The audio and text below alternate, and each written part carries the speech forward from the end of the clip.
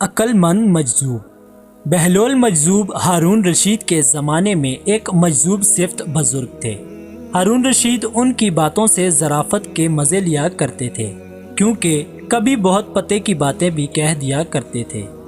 ایک مرتبہ بہلول مجذوب ہارون رشید کے پاس پہنچے تو ہارون رشید نے ایک چھڑی اٹھا کر اسے دی اور مزاحاً کہا کہ بہلول، یہ چھڑی تمہیں دے رہا ہوں، جو شخص تمہیں اپنے سے زیادہ بے وقوف نظر آئے اسے دے دینا۔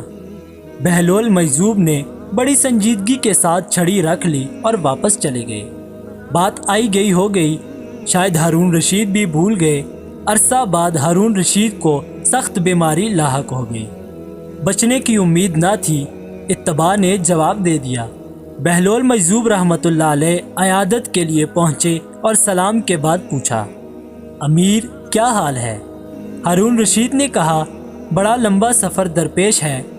بہلول نے پوچھا، کہاں کا سفر؟ جواب دیا، آخرت کا۔ بہلول نے سادگی سے پوچھا، واپسی کب ہوگی؟ جواب دیا، بہلول تم بھی عجیب آدمی ہو، بھلا آخرت کے سفر سے کوئی واپس ہوا ہے؟ بہلول نے تعجب سے کہا، اچھا آپ واپس نہیں آئیں گے تو آپ نے کتنے حفاظتی دستے آگے روانہ کیے اور ساتھ کون جائے گا؟ جواب دیا، آخرت کے سفر میں کوئی ساتھ نہیں جاتا، خالی ہاتھ جا رہا ہوں۔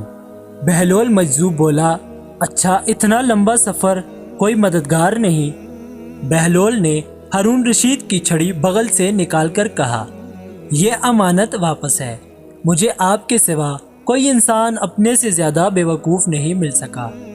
آپ جب کبھی چھوٹے سفر پر جاتے ہیں تو ہفتوں پہلے اس کی تیاریاں ہوتی تھیں، حفاظتی دستے آگے چلتے تھے، حشم و خدام کے ساتھ لشکر ہمر کعب ہوتے تھے۔ اتنے لمبے سفر میں جس میں واپسی بھی ناممکن ہے، آپ نے تیاری نہیں کی۔ ہارون رشید نے یہ سنا تو رو پڑے اور کہا، بہلول ہم تجھے دیوانہ سمجھا کرتے تھے، مگر آج پتہ چلا کہ تمہارے برابر کوئی حکیم نہیں۔ اللہ اکبر۔